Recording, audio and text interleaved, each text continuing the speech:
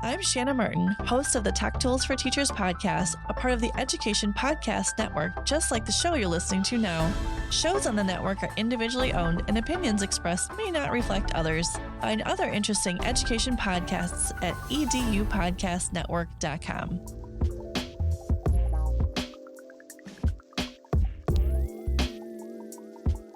Hello, everybody, and welcome to another great episode of My EdTech Life. I am excited to be here with you all on this beautiful Saturday morning here in South Texas, and I'm hoping that you guys are having a wonderful Saturday morning as well, or it may be well into Sunday, depending on where it is that you're joining us in the world. But wherever it is, thank you as always for making My EdTech Life a part of your day, a part of your listening pleasure, hopefully in your podcast queue or in your YouTube video queue, wherever it may be. Again, thank you so much for all of the support, the likes, the shares, the follows, and the feedback. It really means so much to us as our podcast continues to grow and as our podcast also continues to welcome amazing and wonderful guests such as who we have on this beautiful morning. And this morning we have the amazing, the wonderful, the energetic, and I can definitely go on and on through the dictionary of adjectives that describe Mr. Andy Knieven on the show today. Andy, how are you this morning? Oh my gosh, Fonz, thank you so much. I'm energized. This is, fantastic to be able to start the weekend, like this Saturday morning here. I'm in Indiana, but no, I'm just thrilled to be able to connect with you as I am honored to be able to, be in conversation with you as I've, tracked and, watched, different episodes over, oh my gosh, at least, I mean, months and years, kind of thing. But to be alongside, phenomenal people, as I've been sharing with you just a moment before, like Tim Belmont and Stevie Frank, Jenny Longsley Clark, Jaritza, a teammate, the E Twins, Tania, Dr. Will, Jared Johnson, and that's, yeah, a great, connection. But Jamie Donnelly. I mean, the phenomenal people that I'm honored to share the screen with you. Absolutely. And Andy, again, like I said, and I keep saying this every time, anybody that is a guest on My EdTech Life is somebody that I look up to and somebody that is doing some wonderful work and also I just want to showcase them. But also, most importantly, like we were talking earlier, is just hearing their story because I just love that, making that true, authentic connection and also for our audience members, to be able to make that connection because like we were talking about is like you may see us at conferences or you may see us presenting and so on and many times it's like, oh my gosh, there they are, but hey, we just want to make that connection and if there's anything that we can help you with, that's what we're there for. And so thank you so much for being part of the PLF, the personal learning family, and so I'm excited about our chat today. But I also want to give a shout out to Feli, who's joining us also early this morning. She already commented. So, Feli, good morning. Buenos dias, mi Buenos dias. amiga. All right. Well, Andy, for our audience members who may not be familiar with your work yet, or, and what you've done in the education space, which is phenomenal, I would love for you to give us a little brief introduction and your context in education so we can start making that connection.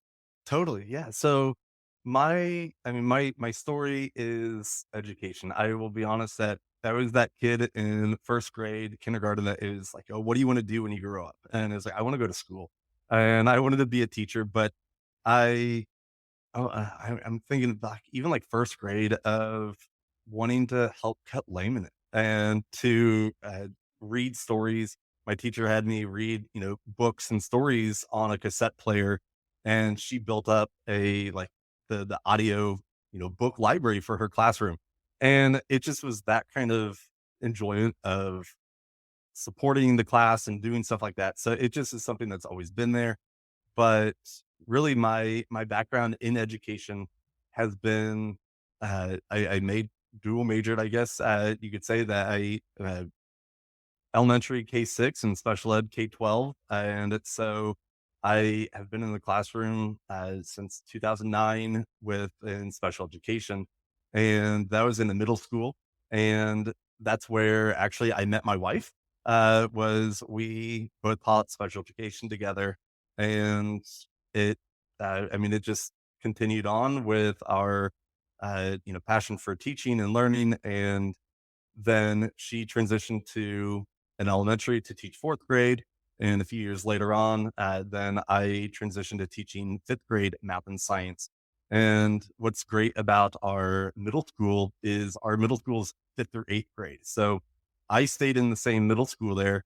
And it was a kind of the blend of both worlds of having that mindset and that eagerness and that creativity and the enthusiasm that our elementary students, have, but then the structure of a middle school of that junior high style of having 7 periods of the day and you had kids coming in and out. So I had 180 kids that came through my classroom, but with the combination of both of those within the special ed, classrooms, I had to teach all the content area as well. And so it was kind of a nice blend of, that challenging, eighth grade math of pre-algebra and algebra. And then the stories with novels, it was always exciting.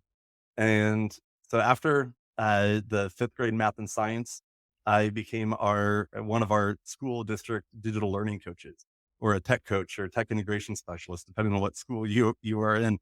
But I was with a great team there, and actually, as I said with the past connection with the show, Stevie Frank, she and I both actually taught fifth grade together. We were just down the hallway from each other, and then she then actually became the tech integration specialist and digital learning coach as I had been transitioned to working with Flip.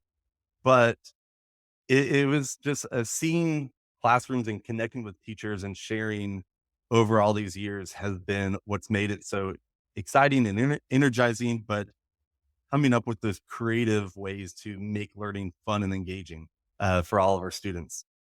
That is great. And that, what I love about it is just really you can tell the enthusiasm and like you really like when you said, education was your thing and growing up, even like wanting to volunteer and cut laminate and so on. That resonated with me so much because honestly, like when I was in high school and transitioning obviously a university, I was like, never want to go into education ever because those last couple of years, I would see my teachers and there were older teachers that just sit at their desk and they're just grading papers and so on. I was like, why would anybody want to do this? And so when I went to university, I was like, I'm gonna go business and everything. But going back when I was younger, going through elementary and so on, I was that kid that I loved to go clean the erasers, and we had that little fancy vacuum. Well, we would do that, early, and then they bought the little suction thing where you just like brush it over and they would like, get all the chalk dust. And then but one thing that I loved is obviously those purple copies. There was just something about that smell. I that was wa just gonna say, you always Yes. know it. Yes, that all that great stuff, and, here I am, like, this starting my 17th year now, but still just with that much passion that like, what you're exhibiting, the just that passion that you have, the love for education, and obviously the work that you continue to do. I mean, it's wonderful to hear how many different lenses you saw education through because that really helps out with the work that you're doing and understanding obviously your end user, the teachers at all different levels, all different experiences. So that's great. Before we continue, I want to give a shout out who we've got Sean McLaughlin who's joining us. We've got Anne also who's joining us. Thank you, Anne. And we've got Tanya also who's joining us. Hola, amiga. So thank you so much. And here she is. She says, cheering our amigos. Thank you so much Oh, for thank you. joining. Yeah, thank you so much for joining the conversation, guys. Hey, Omar. Lord. Look at that. We were just talking about my neighbors here, Feli and Omar. So thank you guys for joining. I really appreciate y'all. This is such a great combo having Andy here. Well, Andy, let's talk a little bit more. I know you talked about how, you and Stevie obviously working in the same school and so on.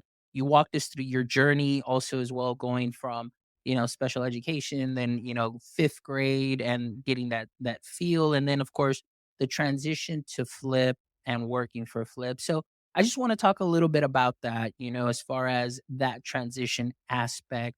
How did that happen? I mean, in a world full of, just so many educators out there and so on, but just for them to really see that passion in you and now the work that you're doing for them, like that's really exciting. But I would love to know like how did that transition happen and like, I don't know, just that process like of like, oh my gosh, like really? Like, is this happening? Tell me a little bit about that. Oh, it's I am that's what makes every day energizing, is that connection, the community connection that Flip has, or I mean, obviously, for years, I started using Flipgrid, as, it was in 2017, and, um, I will say it was through social. Uh, Jennifer well, I actually first saw, I mean, and we we always joke, Flipgrid is still Flip, or Flip is still Flipgrid. We have the same heart and passion and mission to make learning fun and empowering for everyone. But the idea that, in 2017, scrolling on social, seeing, my teammate now, Jess Boyce, tweet something about Flipgrid at the time being at ISTE. And then it was just a little bit later on, like, I mean, maybe a week or so. But then Jennifer Reeves, who another great educator, but she had posted, hey, share about what professional book are you reading? What professional development are you doing independently? And I, shared about a mathematical or a math book. And it was that response that I did in July, I guess, because it was right at the end of June when Jess shared, and then early July. And in that response, what we called Flipgrid fever, I instantly was overcome with that aha moment of like, this is it. Like there is something magical here. And it's one of those, like, you can't put your thumb on just exactly what concept it is that just sparks you. But it's like, this is it. And I will say at that time, my wife and I, uh, we just had our second child. We have two kids. And so our daughter had just been born, and it was like, there's something here. And at the time, Flipgrid, there was a free, version that was just kind of coming through, but um, it was like, I have to jump on this. And so I paid the $65 that, the Flip Classroom had, and it was like, I have to use this. This is something I can hear from all of my students. And at the time I was doing a summer camp on transitioning to middle school, because like I said, our elementary is K4, then middle school 5-8. But in that fifth grade transition, students then are one-to-one in a classroom. We heavily use, all of our digital, applications. And I know that not to say tools, but instruments, as I know that you enjoy. And so I got you, Fonz. But that we fine tune our use of all of these, applications, and helping with that organization. And so I did a summer series of a transition to middle school boot camp style of technology. And I wanted to get the feedback from my students of like, what is it that you feel,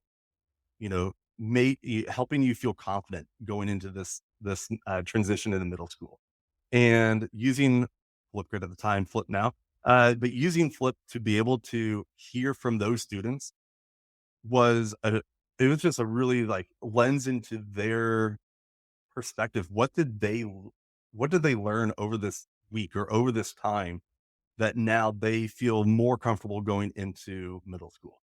And hearing those responses was I mean, that's what's energizing, is to know that what we do as teachers is helping our students set themselves up for success later on. It's not just about that one math problem. As we talk about uses of Flip, of, to give a math question and a student just responds with a solution, that only helps in that one moment. But when you have students explain how they arrived at it, share their mathematical thinking, then you understand their thought process, and that sets them up for deeper learning to be able to approach a harder problem later on, and that critical thinking that they can find success, even further down the road. And so anyways, that sparked that aha, like there's something here. And I was one of those, I came home every day. I was talking about, hey, what about I could do this with Flip. I could do this in my classroom. I have this idea how I'm going to transform this unit that I'm doing. And of course, my wife, I mean, at that time she's teaching, uh, oh gosh, what was she teaching at the time? Fourth grade. She's now a STEM teacher in the elementary too. So that's where like over the years, so special ed, fourth grade now, she's a STEM teacher. But it was the moment of like, we talk education and we talk approaches and pedagogy and learning all the time. I mean, it's such a big part of our lives. And the conversation was like, oh, I can revamp, I can overhaul my unit that I've done this way. Now the flip to hear from my students and see them share their learning. I can save myself time because as well within our school district, we've been doing e-learning since 2012. And so if in Indiana we have inclement weather that happens, randomly, and then also within our school district we had uh, professional development days that staff would come to school, but students had e-learning. And so it still counts as a school day because the teachers are providing that instruction. So we've been doing the e-learning since, well, I guess 11 years now. And so it was like, I could use Flip to be able to record my lesson or to have my students share what they accomplished or what they learned, even if they are away. So that asynchronous learning just is super empowering for our students because even myself as a student, as eager as I am about sharing and talking about things, I wasn't the one that raised my hand all the time right away. Yeah. And that there are some kids that they do, and they do it before the question is even finished being asked. And Flip allows everybody uh, the same amount of time, the same opportunity to share. And of course, that gives everybody an equitable opportunity. They can do it when they're comfortable because I've had students, and that was actually that one of those first years using it was having a student who is uh, selectively mute, that she never spoke in class. And we all have some students that maybe they're not, labeled or titled or in some way, but they just don't share. And when you see their hand raise up and you're like, oh my gosh, like I want to call on you because you don't add in like in person, but when you see them share at home and you see them share their ideas, maybe it's they just need to take a step out in the hallway or they go to another classroom and that's where they have their comfort zone and you hear what they know. That is the aha moment that I felt in that brief moment of responding about a book review or a book study that I was learning independently. And so it's like, if we can do this ourselves as an adult to share, we can model this for our students and be a spark for that same energy for our students to be creative. And of course, with Flip having all these stickers and filters and effects and backdrops and lenses now, I mean, everything's leveling up all the time because of educators, amazing educators I see in the chat all around the world that share like, hey, this is phenomenal, but we could take this another level. We could step up and we can do this now. What about that? What about this idea? And we love hearing those ideas, uh, listening to our community to be able to make Flip even better for our community. That is wonderful. There's so much to unpack there. And first of all, I wanted to come back to the reference to instruments, and that was great. Thank you so much because you listened to the show, and so it's great that you love that you use that. But I also loved. I don't know if you did it intentionally, but there was a nice little wordplay or pun there where you say, we need to fine tune, our practice. I was like, I see what you did there. I But I it's I was in band, I played trumpet, I played yeah, baritone. I can say, yeah, I have a toy saxophone right beside me, so it's one of those things of like, I understand yeah. we won't, go flat here. Yeah, yeah, there you go. I love that. And myself too. I was a band student. I played saxophone and trombone too, as well. So that's definitely a lot of fun there. So for sure, I definitely get the lingo. So I picked up on that right away. But one of the things that I want to get like the overarching kind of deal is the fact that, like we mentioned, and we saw so many great comments here in the chats that I was bringing is just being able to give everybody that opportunity to respond. And many times we celebrate, those 10 kids that are always at the front of the class because they're the ones that raise their hands real quick, but not everybody processes the same way. And I'm one of those that I'm a little bit slower to process because I really like overanalyze things and analyze. But the fact that you're giving every student their time to really, dive into their learning, explain things in their way. And as an educator, my favorite thing is I love seeing every single one of my students' thought process because not everybody's going to give you the same way to get to an answer. And sometimes I find myself learning more from them because as I see the way that they learn, then I know, like, hey, you know what? I have got a couple of students here that learn if I present my topic in this way, they're gonna pick it up a little bit more. And then if I present it this way, then I'm gonna go ahead and they're gonna pick up a little bit more on it. And it's not necessarily that you're doing more work. It's just the fact that you're using certain verbiage. Like, for example, with the band kids, it's like, hey guys, let's not fall flat, on our faces with this math problem and let's go ahead and march on, and they might pick up on that lingo and be like, "Oh, okay, I get it. I now I know what I'm supposed to do." And then for your other students, but again, seeing their personalities come out and also being able to build that relationship because now you'll be able to know them exactly the way they are. The other thing that I was even reflecting on is the fact that you're giving students the ability to learn in the modalities that they're familiar with as far as the digital component of it. I mean, who doesn't know about social media or some, things like Instagram and TikTok and so on? But the fact that Flip kind of brings that to life in a fun, educational way, and the students still feel like they're those social media stars and they're putting out their best content because some of them will go above and beyond, some not as much at the beginning, but then later on they just grow into it. But again, that's the one thing that have loved about this platform is the fact that it gives every student that voice and you're able to know them, you're able to teach the way that they need the way that you need to support them. And that is so valuable right there, right in front of you at any instance. So I absolutely love that. I see a bunch of comments coming in here, so let me get to them here. Also, I have Kim here who's joining us. Hi, Kimberly. Thank you so much for joining us. It says, I have my first student with selective mutism this year, and I'm excited to see how Flip can help her comfortably express herself. So that's wonderful. Let me see. I see Trisha here. It says I used Flip this week for my author Q&A live stream. Worked great. So thank you so much. Process over product. Omar, thank you so much for these comments.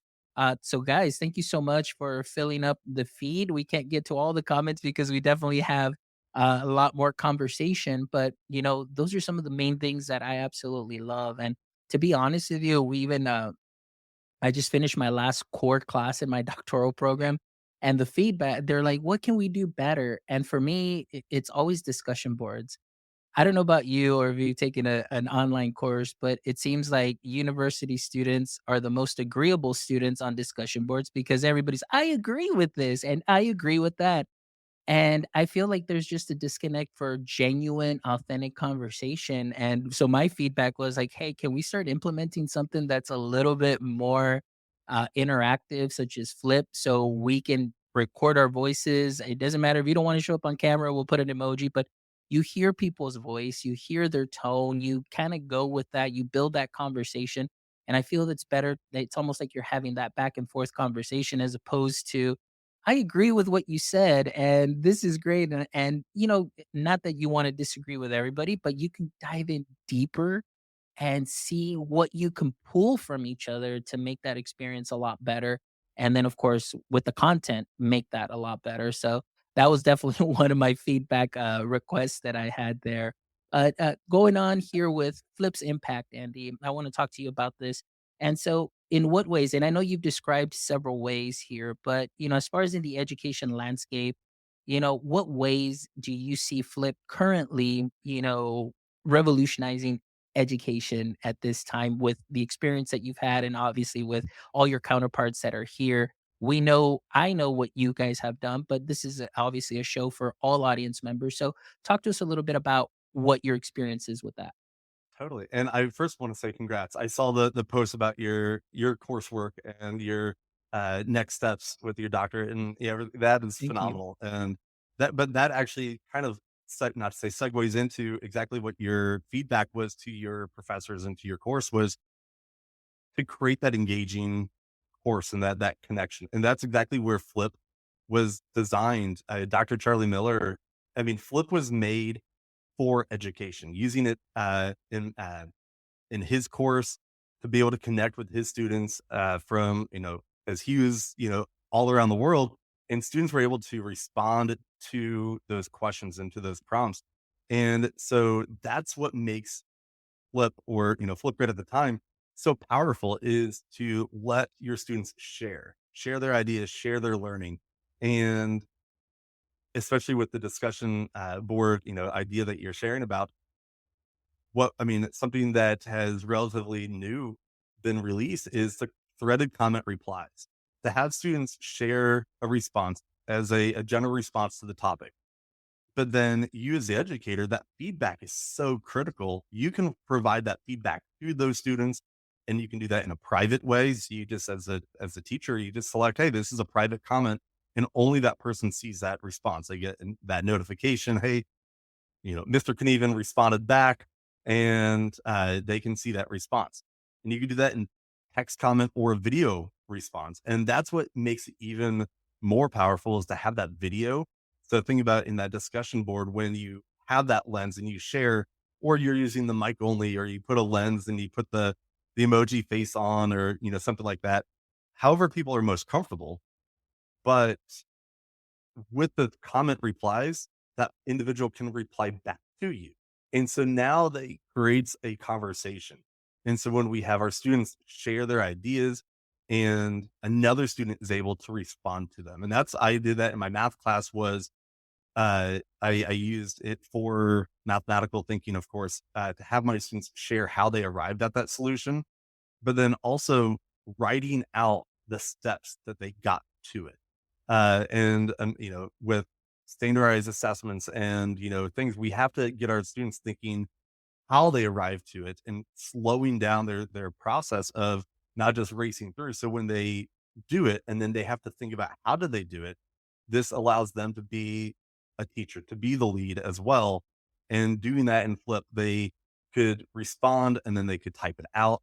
And another student again with any other when we build when we design for one as an amazing teammate Liz Maddie but when we design for one and extend for all, everybody's winning here. And so with accessibility features like immersive reader, when those text comments come through or the captioning that comes through in the video, that can then be opened up in immersive reader, translated to be able to be broken down into syllables.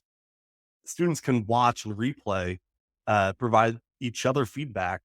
And so all of this is, that's what makes it so beautiful is that you start diving into the fine tuned creative camera use and ways that students can connect with each other that way. Kind of like you said with the discussion board, how we can level up our use in that way. Um, but to say like, what's next? Like, how can we really level up our, the future of learning with Flip and of course with AI and with, we have a beautiful, new math lens, with Math Solver. If you have not seen Math Solver, Microsoft Math Solver, it is phenomenal. Check it out. It's, built into so many great things. Even within, like I use OneNote in my instruction, that overhauled it, hashtag wonderful. It was pretty amazing to be able to have my notes, whether it's math or science or, anything, but then I can take a Flip video, paste it in, and it becomes embedded in that page. So my students could watch and, do their notes. And I had my Flip learning, right there beside it. They could watch, replay, do it as many times as they needed to. But within our in iOS right now, and it's going to roll out, of course, through others. But Math Solver having a multiplication facts where you're prompted, above your head with the math problem, and then you just gamified, and it just makes that learning more fun and engaging, of course. But with Math Solver built into, Edge and into OneNote, and to so many great things, but you can put in that math problem, see the steps, and then have immersive reader built into it too. Provide additional, leading questions. And it's something that's been around. I mean, with Math Solver in OneNote, you can select it, generate, practice questions that lead into, more formative assessment for our students to be able to have. Um, so, I mean, the combination with Math Solver and Flip is, only becoming, stronger. But then say with AI, big words, or not say words, big letters that are, in every, Yeah. classroom, every school right now. But we have Topic Copilot. Yeah. Again, teachers, we empathize, we respect you so much. But the idea that when you have to come up with a topic, or you're just looking for some inspiration on, we're talking about sustainability.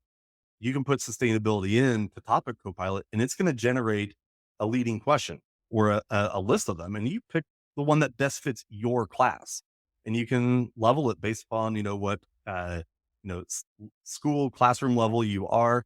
And it tailors that, that choice. And that can be done in English and in Spanish. But then it also provides three additional leading questions. And so to dive deeper into that main idea is really powerful. And Felly, phenomenal teammate, but she has just shared recently a mind-boggling use of taking, Bing Chat, and then taking those questions from Flip and the Topic Copilot, bringing it into Bing Chat, then creating sentence stems, and then bringing those back into Flip to then have your students say, this is the beginning of your sentence. Now finish it with your ideas and your words. And so when we can combine these tools together, app smash them, or not tools, these instruments, and my dad jokes are going to be strong here. We're going to harmonize, and we are going to have a beautiful, orchestration or orchestra of, both the vocal and the instruments. And I mean, you think about movies, if you don't have the soundtrack to the movie, you lose that emotion or what's going on in the scene and stuff. And so that's what makes when our students are sharing their voice with the content, it's a beautiful harmonization of learning together. So I'll pause on that one. Yeah, no, absolutely. And, and that's the exciting part, with everything that is going on with technology, but the fact that there are companies that are embracing it. But when you hear about platforms that are just doing it right, that is even better because as we know, something new comes out, it's like boom, like there's so much of it and it's hard for teachers, we have to make sure that we filter through what really is working, what really isn't working because we want to make sure that number 1, ease of use, the easier the better for the teacher because you don't want to bog them down with any additional logins or any additional work. And then, of course, students with any additional logins, additional work, things to remember, and so on. But also just what we're seeing here, the capability that it has on your iOS device, on your, Chromebook, on any device really that students can log into. The amount of work that you can do, the quality of work that you can do, and the opportunities that you're giving the students to do. And obviously easing some of that teacher burden too, as well, with the idea that you shared about with Feli and, using, AI and doing the sentence stems and things of that sort. I think it's amazing how the team here at Flip and obviously through the users too as well that come up with such creative ideas to share really to alleviate some of that additional stress that the teachers do have. And this year is going to be a year also where, you've got new teachers that are coming in. So something like Flip that is low barrier to entry, but yet very effective, I think is one of the best tools that any first year teacher can hop on immediately. One of the other things that I wanted to touch on, in this segment that we talked about was the ability for discourse, and well, that's something that my content specialist, that our math content specialist, and myself talk about a lot. Is that there isn't enough time for discourse in class for students to discuss, to share their ideas, to really dive in deeper, and just between themselves ask why is this working this way? Or how about this? Or what about this? Because obviously curriculums, it's like your deadline, you got to be at this point at this time and prepare. But the fact that now maybe those teachers can take it to that next level and say, okay, even though we may not have as much discussion time here, the fact that the students can log on a little later in the day or from their phones at home and be able to generate those conversations and those threads, that is something that is amazing because now you're still allowing for that, but maybe not so much within the classroom because you've got to move on, but it's still if as effective because you're going to get to hear those student conversations, that thought process. And of course, we mentioned teacher feedback. For me, again, is like, am I hearing, some misconceptions? Then it's like, okay, immediate reteach, whether it's for the whole class or if it's just for that subset of students, maybe 4 or 5 students, and I can just do a quick review and then we're back to level. What I love about that is that many times in the past when we get closer to state testing, those tutoring groups after school and Saturdays are enormous, but because teachers base everything on the grades, so they just like pick where maybe if they used an instrument like flip, you get less kids because now you focus on a little 3-minute misconception fix, and now everybody's at level, and then you're good to go. So, those are some of the things that I love about this platform. And again, I definitely recommend it for a first year teacher or 25-year teacher, 25-year, 35-year, it doesn't matter what level, definitely recommend that you hop on and you use this in your class. So that's Love it. wonderful. Andy, I want to ask you a couple things because I know we're getting closer to wrapping up and so on. But I want to ask you a little bit about, advice for educators from your experience in teaching, from your experience now working with Flip. So, advice for educators who are new to Flip or maybe hesitant about integrating technology in their classrooms. What encouragement would you offer them?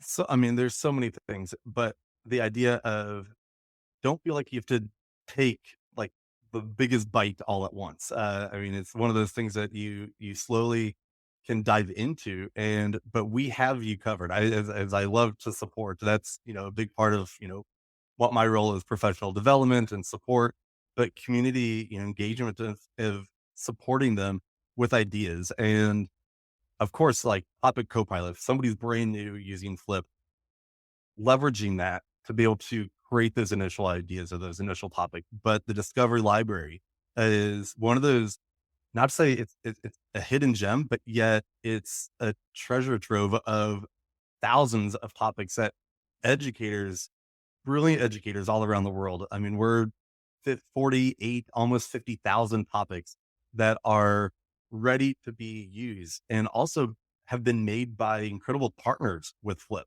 Um, and all of them are, of course, free. I mean, Flip is 100% free. As I referenced earlier in the conversation, when I first started using Flip, I paid that $65. But then when it was acquired by Microsoft in 2018, that was returned.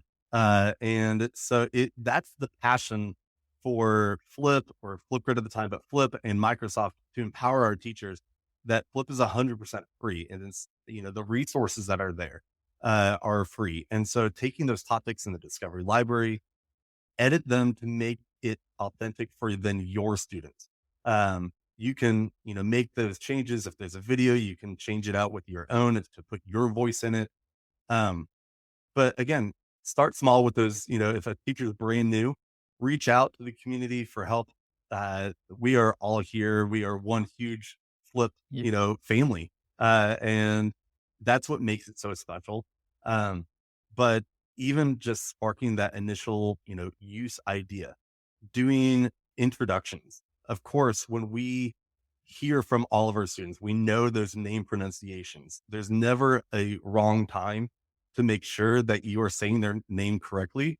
But when you ask a student over and over, how do you say that? Or you're then too, uh, uh, I guess, too prideful not to put yourself out there and say, all right, I know I'm going to say this wrong, but we've been in school for 2 months.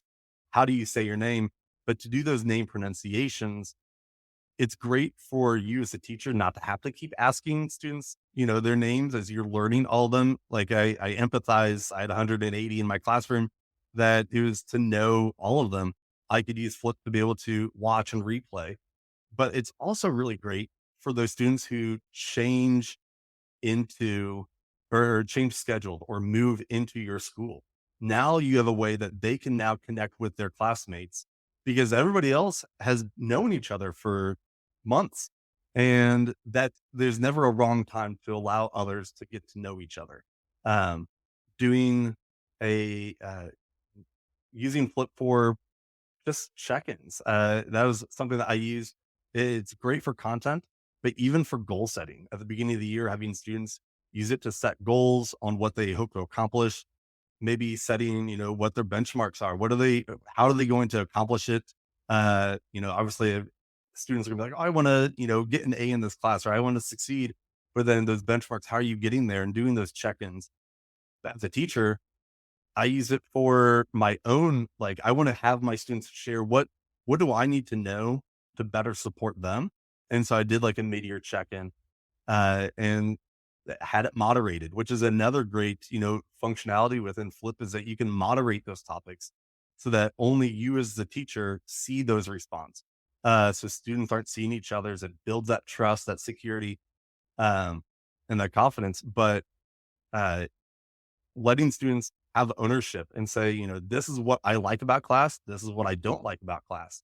I've got thick skin. It's okay that to say, um, you always are standing over on this side of the room, or, I would rather sit in this grouping, or, do something. Everything's unique, in what students need. And so I want to hear from them so I can then make changes over the year to better support that group, because it's going to change year to year. Um, and then even for just progress growth, as personally, um, so like, I guess it's been 3 years actually. So I was diagnosed with Bell's palsy. So like the left side of my face just stopped working, in July of 2020.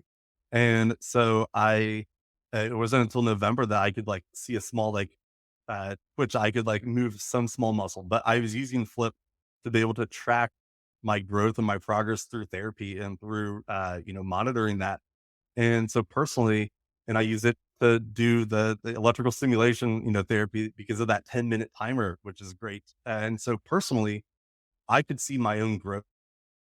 So now take that and think for your students, for them to see their growth, whether it's through language immersion or through progress on how they've progressed through anything, really any content matter, whether it's music of playing an instrument, or it's in their math process, or how they explain something, or how they show. It's really incredible to let students see that growth of their own.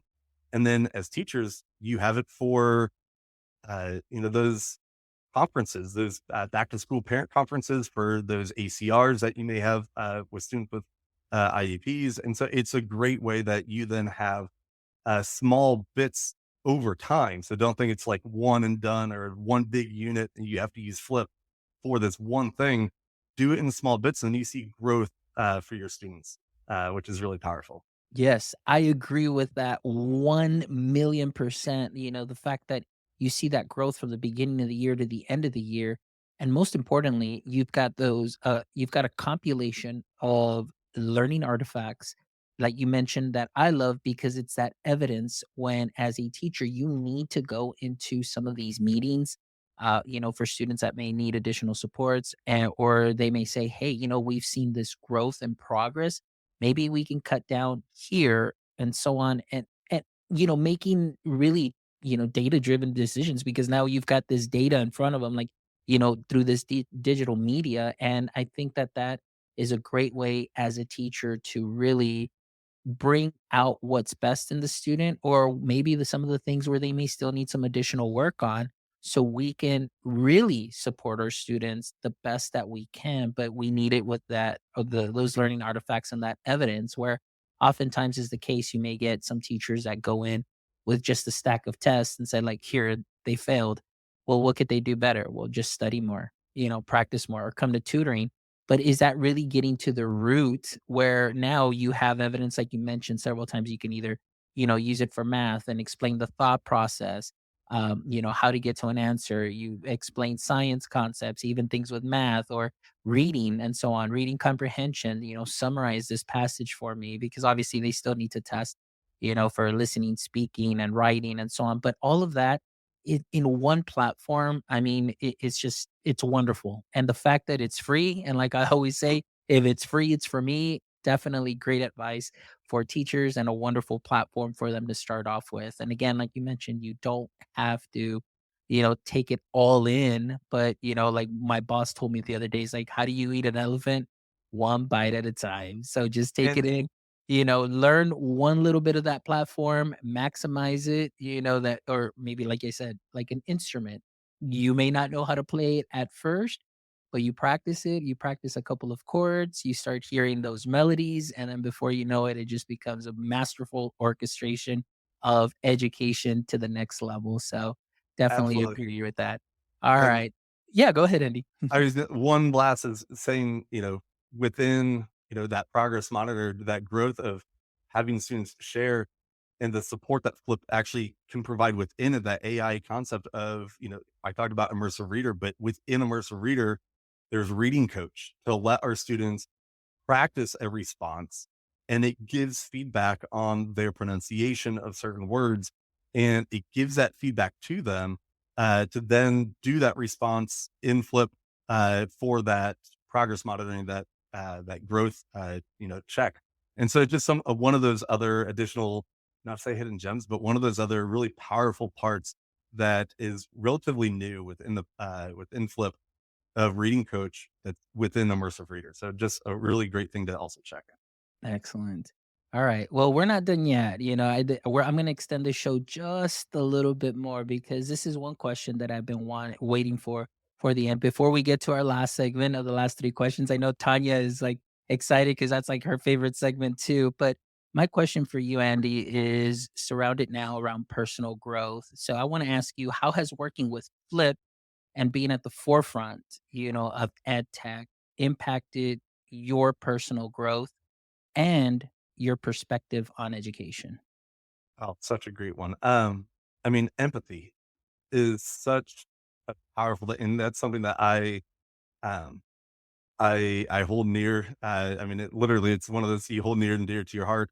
But with Flip and the global community, I will say it means so much of how you hear from individuals from classrooms all around the world and how they use Flip and the impact it's had. Those conversations, as we talked about, at the beginning of the conversation here, when you meet individuals at a conference or in a chat, or to say, hey, I've got time, I can, let's just jump on a one-on-one call to break down how this can work in your classroom. Doing that with a teacher who is deaf, hard hearing. And so having that one-on-one time with the teacher to know how they can then use Flip to support their students, to teach ASL, it's just, it means a lot. And so not to say like, how has, working with Flip over this last year made and or like personally changed. The empathy part of it has only grown. I knew we have an amazing community, but to have the ability to speak with individuals more one on one, or at those conferences, or in our Flipsider calls, it just is truly amazing of the work that teachers are doing all around the world, because you see it within your small community, but then when you open up and you are listening to everybody, it really makes a big difference with with empathy as well. Awesome. Awesome, Andy. Thank you. Thank you so much for that amazing answer and just all the gems that you shared today. Everything was just wonderful, very masterful, and your heart really comes out and it just really fills my heart with joy and it fills my bucket for today. And it just makes me that much more excited about what you do, what Flip is doing, and what educators around the world can do with Flip. So thank you so much. for being here this beautiful morning and just sharing your experience, your work with Flip and your heart with all of us today. But before we wrap up, though, we've got this last segment. All right. We've got our final three questions. And this segment is brought to you by Alongside Care. Alongside Care. So please make sure you check out alongside.care because they are a wonderful platform that offers mental health support that is personalized for every student without adding any additional burdens to teachers and counselors. So please make sure you check out alongside.care. All right, Andy, here we go. The last three questions. Tanya, look, she's like already like, yay, yay, yay. This is her favorite segment here. All right. So, question number one, Andy, is all right. So we know that Superman's weakness or what made him weak was kryptonite. Okay. So we know that as, the kryptonite came close, Superman just kind of like, lost a little bit of that power. So I want to ask you, Andy, in the current state of education, what would you say is your current edu kryptonite?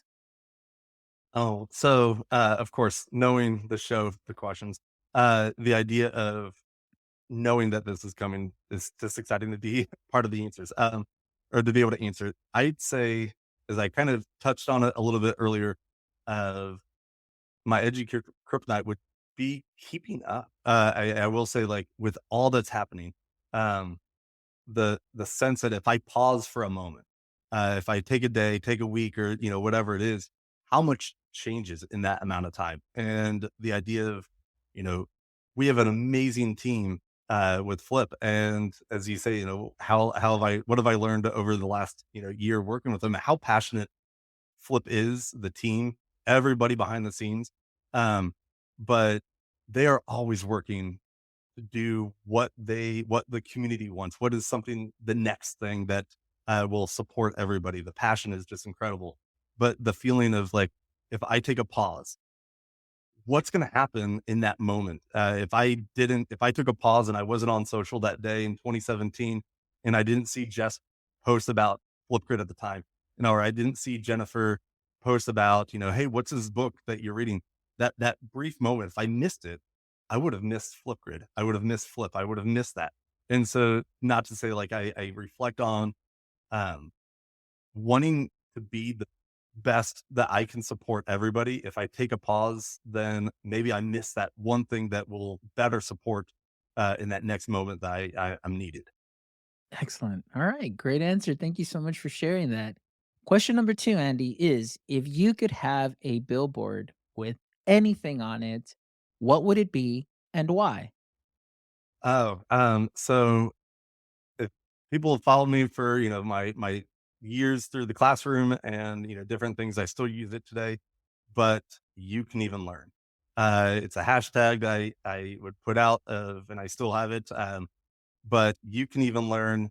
The play of my name can even, like, you can even say it. But as I told my students every year, you can even learn.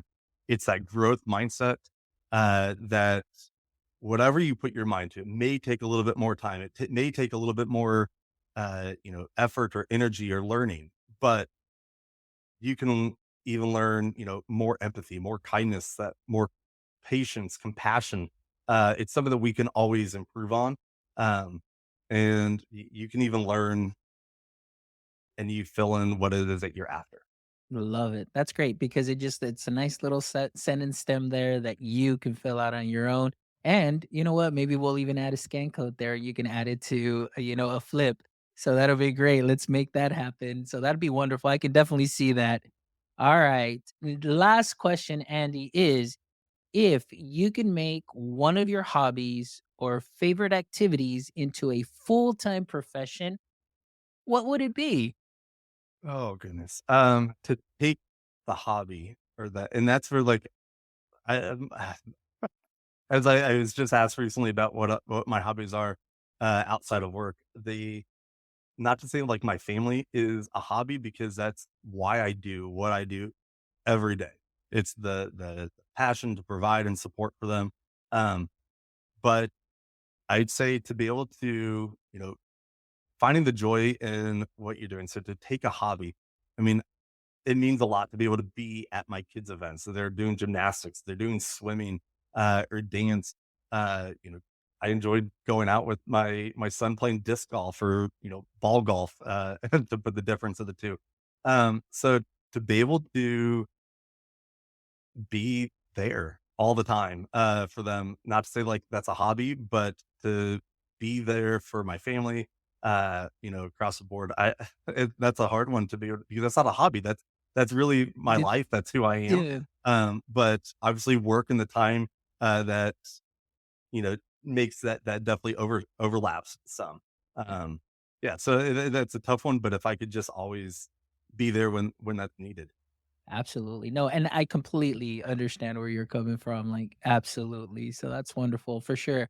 And hopefully that, that might happen one day. And you know what? That'd be wonderful because, we definitely need to be present and do those things. But of course, I understand what you're saying. It's not a hobby, it's what we do. But man, if we could just do that full time, that would be amazing. So I love that. All right. Well, Andy, thank you again. I know I mentioned it. Thank you so much for sharing your experience. Thank you so much for sharing your work with Flip and sharing your heart. I really appreciate it. And for our audience members that are checking this out, you see you've heard his name, maybe you've seen him on Twitter, but now you really got to know him a little bit deeper and hopefully you make that connection and anything that Andy said today that resonates with you, just reflect on that, sprinkle it onto what you're already doing great, and make some magic happen. So, thank you so much for being an amazing guest. I want to thank our chat here. Thank you so much, Feli. I really appreciate you being here.